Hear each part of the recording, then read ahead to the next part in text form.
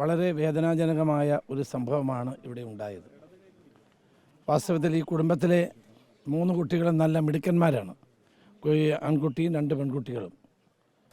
അവരെ 3 പേരെയും സുരേഷിനെയും കണ്ട് ഞാൻ എല്ലാ കാര്യങ്ങളും സംസാരിച്ചു.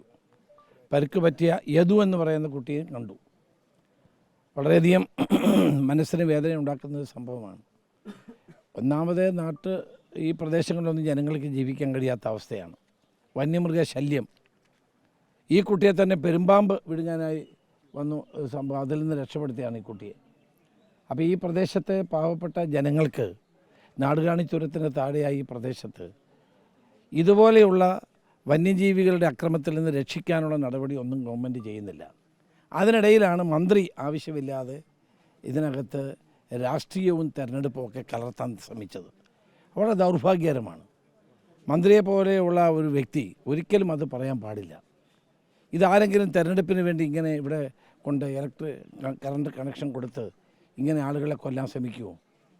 അപ്പം മന്ത്രി പിൻവലിച്ചത് നന്നായി. വാസ്തവത്തിൽ മന്ത്രി മാപ്പ് പറയുക കൂടിയാണ് വേണ്ടത്. കാരണം ഇങ്ങനെയൊരു ദുഃഖകരമായ സംഭവം ഉണ്ടാകുമ്പോൾ അതിനകത്ത് രാഷ്ട്രീയം കലർത്തി ഇത് തെരഞ്ഞെടുപ്പിന് വേണ്ടിയാണ് എന്നൊക്കെ പറയുന്ന ഒരു നടപടി ഒരിക്കലും ഒരു മന്ത്രിയുടെ ഭാഗത്തുനിന്നുണ്ടാകാൻ പാടില്ലാത്തതാണ്.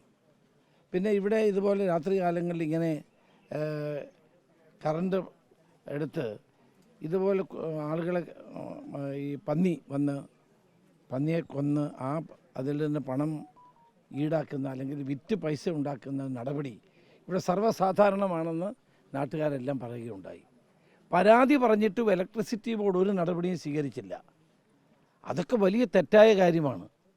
വൈദ്യുതി ബോർഡിൽ പരാതി കൊടുത്താൽ അവർക്കതിന് ഉത്തരവാദിത്വമില്ലേ? ഇവിടെ വന്ന് പരിശോധിക്കാനും ഇങ്ങനെ രാത്രി കാലങ്ങളിൽ കറണ്ട് എടുത്ത് വന്യമൃഗങ്ങളെ കൊല്ലുകയും ചെയ്യുന്ന നടപടി ഉണ്ട് എങ്കിൽ പരാതി കിട്ടിയപ്പോൾ അത് നടപടി എടുക്കണ്ടേ? വൈദ്യുതി ബോർഡിൻ്റെ ഭാഗത്ത് ഗുരുതരമായ വീഴ്ചയാണ് ഉണ്ടായിട്ടുള്ളത്. അതിന് ഉത്തരവാദികളായ ആളുകളുടെ പേരിൽ നടപടി ഉണ്ടാകണം. മാത്രമല്ല ഇതുപോലുള്ള സംഭവങ്ങൾ ഇനി ആവർത്തിക്കാതിരിക്കാൻ ഉള്ള നടപടി ഉണ്ടാകണം.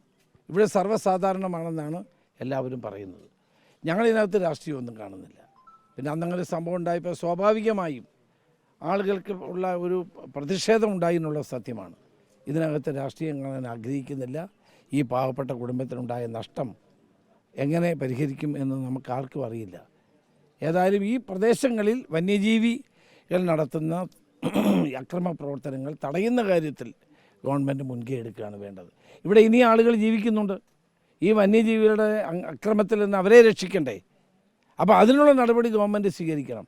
അത് സ്വീകരിക്കാതെ മന്ത്രി ഇതിനകത്ത് രാഷ്ട്രീയം കലർത്തുകയും ആവശ്യമില്ലാത്ത പ്രസ്താവനകൾ കൊടുക്കുകയും ചെയ്തത് തെറ്റാണ്. അദ്ദേഹം അത് പിൻവലിച്ചു. പക്ഷേ അതുപോലെ അത് മാപ്പ് പറയുക കൂടി വേണമെന്ന് ഞാൻ ആവശ്യപ്പെടുകയാണ്.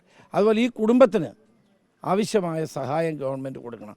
വൈദ്യുതി ബോർഡ് തന്നെ കൊടുക്കണം. കാരണം ഈ വൈദ്യുതി ഏറ്റാണ് ഈ കുട്ടി മരിക്കുന്നത്. അതുപോലെ ഇവിടെ ആശുപത്രിയിൽ പ്രവേശിക്കപ്പെട്ട 3 പേരുണ്ട് അല്ലേ? 2 പേരുണ്ട്. അവരുടെ കുടുംബത്തിനും ഈ മരണപ്പെട്ട ഈ കുടുംബത്തിൻ്റെ ഏക ആശ്രയമായിരുന്ന ഈ കുട്ടി, ആ കുട്ടിയേക്കും ആവശ്യമായ സാമ്പത്തിക സഹായം ഗവൺമെൻറ് നൽകണം എന്നാണ് വൈദ്യുതി ബോർഡ് നൽകണമെന്നാണ് എനിക്ക് ആവശ്യപ്പെടാനുള്ളത്.